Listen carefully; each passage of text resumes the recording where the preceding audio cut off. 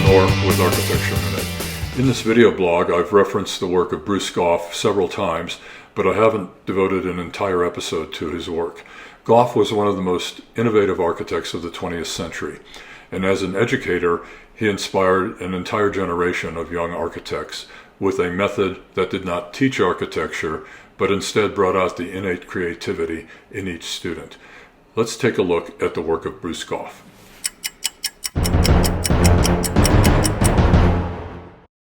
I first encountered the work of Bruce Goff at the age of 12 when my family made a cross-country trip that took us through Tulsa, Oklahoma. I remember spying from a distance a tower that looked like nothing I had ever seen before. I insisted my parents make a detour so I could see it up close. It turned out to be the Boston Avenue Methodist Church built in 1927. I took a couple of blurry pictures with a cheap box camera. I learned much later the architect was Bruce Goff, and he was only 22 years old when he designed it. The church design borrowed from Art Deco themes, but amplified it into something special. Goff's early work reflected the influences of Frank Lloyd Wright as well as Art Deco motifs. Goff knew Wright, but decided not to apprentice with him. He wanted to develop a style all his own. The style he developed turned out to be not a style at all. Every design was different from the one before. Goff said that there should be as many different kinds of architecture as there are clients, because everyone is an individual and every program for a building is different. I eventually met Goff while I was an architecture student. At the time, he was practicing architecture in Kansas City, where I visited his little bungalow on Main Street. Goff was always eager to engage with young talent. He critiqued my student work and offered lots of encouragement.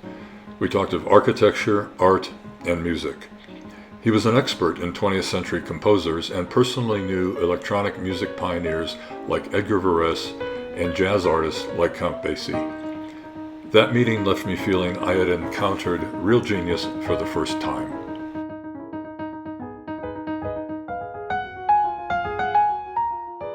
Goff eventually moved to Tyler, Texas. By that time, I was teaching architecture and I organized a field trip for my students to visit with Goff in Texas. At that time, Goff was designing homes for a new development being built by a former student of his.